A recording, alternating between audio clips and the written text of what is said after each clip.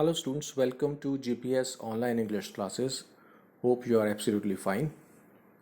We are taking today the questions and the answers of the lesson His First Flight from your textbook First Flight. Okay, so here is this seagull bird which you can see in this picture. और आगे चलते हैं और कुछ text book के questions और answer को देखेंगे. देखिए हम यहाँ से स्टार्ट कर रहे हैं इसको. First question, What did the young seagull feel? Young seagull ने कैसा महसूस किया. आप इसमें देखिए what did, question word what आ गया है और उसके बाद did लग गया है. did do की सेकंड फॉर्म होती है. ऑलराइट, तो ये हेल्पिंग वर्ब है सिंपल पास्ट टेंस की. इसका मीनिंग क्या आ गया? सीगल, जो यंग सीगल है उसने कैसा महसूस किया. ऑलराइट, इसका आंसर भी सिंपल पास्ट में ही आएगा, यानी कि सेकेंड फॉर्म्स देकर. Answer, the young seagull felt afraid to fly. Young seagull डरा हुआ था. टू फ्लाई, उड़ने के लिए. एज, क्योंकि. ही थॉट, उसने सोचा. ओके, दैट लगा सकते हैं. हिज विंग्स, उसके पंख. वुड नेवर सपोर्ट हिम, उसे कभी सपोर्ट नहीं करेंगे. विल का वुड हो गया यहाँ पर. ऑलराइट, अगर प्रेजेंट टेंस होता तो विल आता. तो सारी हेल्पिंग वर्ब्स इसमें वुड हो गई हैं, मतलब वो पास्ट में चेंज हो गई हैं. विल का वुड हो गया है. नेक्स्ट देखिए, इसमें मीनिंग्स दिख रखे हैं कि मस्टर ऑफ करेज का मीनिंग बताओ. To try and be courageous and not afraid. Muster of courage का मतलब हिम्मत को जुटा लेना. ओके, साहस इकट्ठा करना, ऐसे हम कह सकते हैं. असेंडिंग द स्काई, आसमान के ऊपर, आसमान में ऊंचा जाना.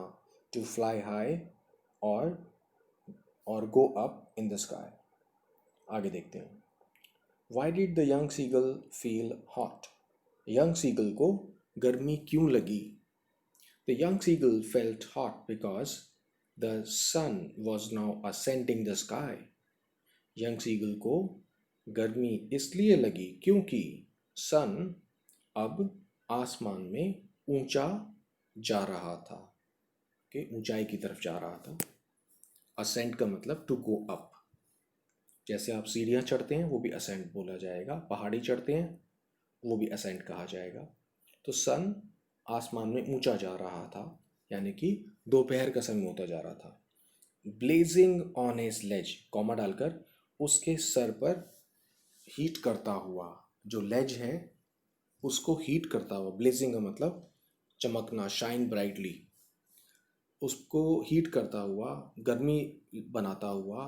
And he had not eaten, और इसमें जोड़ा गया है उसने नहीं खाया था. पास्ट परफेक्ट, उसने नहीं खाया था. Since the previous night fall, इससे पहले वाली रात से. ओके, मतलब कि यंग सीगल ने इससे पहले वाली रात, पिछली रात से कुछ नहीं खाया था. और उसके सर के ऊपर, मतलब उसकी पूरी बॉडी को गर्मी लग रही थी क्योंकि सन आसमान में ऊंचा उठ रहा था. Next question, what were the young seagulls parents doing. Young seagull के पेरेंट्स क्या कर रहे थे. पास्ट कंटिन्यूअस है.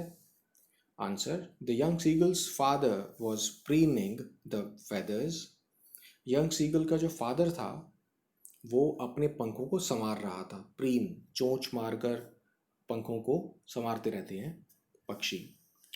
Preening the feathers on his white black, on his white back. अपने पंखों को अपने सफ़ेद रंग की पीठ पर जो थी, अपने पंखों को वो संवार रहा था, ठीक कर रहा था. And his mother was looking at him, और उसकी मदर उसकी तरफ देख रही थी.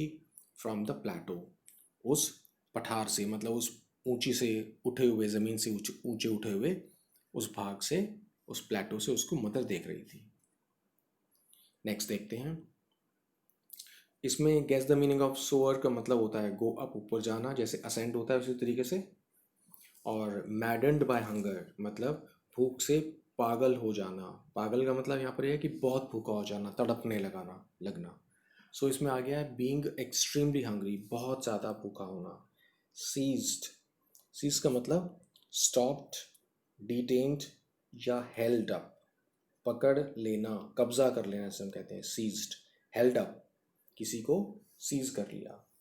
Next, what were the young seagulls brothers and sisters doing? Young seagull के भाई और बहन क्या कर रहे थे? The young seagulls two brothers and sister were lying on the plateau. Young seagull के ब्रदर और सिस्टर लेटे हुए थे प्लेटो पर। डोजिंग मतलब कच्ची सी नींद में, जिसे हल्की हम ऊँघना कहते हैं, कच्ची नींद में। Dosing with their heads sunk into their next, अपने सर को अपनी गर्दन को नीचे किए हुए वो सो रहे थे। तो सर नीचे झुकाकर जैसे चेस्ट में लग जाता है, तो वो सो रहे थे। डोज का मतलब कच्ची नींद ले रहे थे। Alright, what did he forget? अब देखिए, जो यंग सीगल की बात की जा रही है, एक बहुत शॉर्ट आंसर दे रखा है, he forgot that he had not always been able to fly. वो ये भूल गया था कि उसको उड़ना नहीं आता था। जब उसने नया नया उड़ना सीखा ना, तो ये पुरानी बात को, जो उसके मन में डर था, वो निकल गया था। हम और आगे चलते हैं। देखिए, ये इसमें कंप्लीट करना है हमने सेंटेंस को। Complete the following statements. आपको स्टार्ट करके दे दिया गया है, the seagull is afraid to fly. तो एक क्वेश्चन भी बन सकता है, why is seagull afraid to fly? तो आंसर आता है, the seagull is afraid to fly because he felt certain. उसको ये पक्का लगने लगा, या ऐसा उसको ऐसा महसूस हुआ कि पक्की बात है, ये तो निश्चित ही है। क्या? दैट हिज विंग्स, कि उसके पंख वुड नेवर सपोर्ट, उसे कभी भी सहायता नहीं करेंगे। Him and the great expanse of sea, और जो सी दूर दूर तक फैला हुआ है, was such a long way down, वो उसके लिए बहुत दूर नीचे था। तो उसको ये समझ में आ रहा था कि वो उड़ नहीं पाएगा, उसके पंख उसको सपोर्ट नहीं करेंगे, और सी तो बहुत नीचे है। Next, the young birds are afraid to make their first flight because, general दे दिया गया है प्रेजेंट टेंस में, कि जो यंग छोटे बर्ड्स होते हैं, यंग बर्ड्स, वो अपनी पहली उड़ान भरने में क्यों डरते हैं? आया because they have never phloem, क्योंकि वो कभी उड़े नहीं होते, बिफोर, पहले, एंड आर नॉट श्योर, और उनको इस बात का पक्का नहीं होता, मतलब वो निश्चित नहीं होते, कॉन्फिडेंट नहीं होते। किस बात को लेकर? If their wings will support them, कि क्या उनके पंख उनकी सहायता करेंगे उड़ने में। तो इस चीज़ को लेकर वो श्योर यानी कि पक्का सुनिश्चित नहीं कर पाते। नेक्स्ट आ गया, human beings find it difficult to face great challenges because. Human beings जो है, जो इंसान होता है, मानव, वो मुश्किल उसको आती है जब वो नए चुनौतियों का सामना करता है। ऐसा क्यों है? आंसर आता है, because they are often afraid, क्योंकि वो अक्सर डरे हुए होते हैं, एंड नर्वस, और मन में कॉन्फिडेंस कम होता है। अबाउट द अननोन, किस चीज़ को लेकर डरे हुए होते हैं? कि जो चीज़ वो कभी भी नहीं जानते, जो फर्स्ट टाइम करने जा रहे हो, तो नोन का उल्टा अननोन हो जाता है।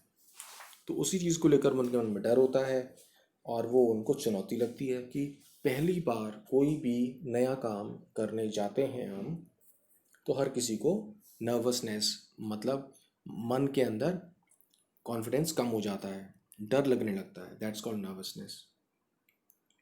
ओके, सो तो हमने ये वाले आंसर्स देखे हैं। इसमें आप ये कुछ वर्ड्स हैं ऑलरेडी बुक के अंदर लिखे हुए हैं, फाइन, तो इनको आप देखिएगा। और ये कुछ सेंटेंसेस आपके सामने नज़र आ रहे हैं, ये आप इसका स्क्रीनशॉट ले लीजिए या उसमें से देख लीजिए। इनको आप देखेंगे तो इनके अंदर एडजेक्टिव्स वगैरह और सब चीज़ें आ रही हैं, कुछ वर्ड्स हैं उनको लिया गया है कि read the following words carefully and fill in the blanks by choosing appropriate word given in brackets. तो आप ये देखिएगा बुक के अंदर ही है ये। ऑलराइट, तो I hope that you have been able to make sense of it. आपको ये समझ में आया होगा। ये आपको नोटबुक में लिखने हैं। Alright, so take care of yourself. Until next time, have a great day.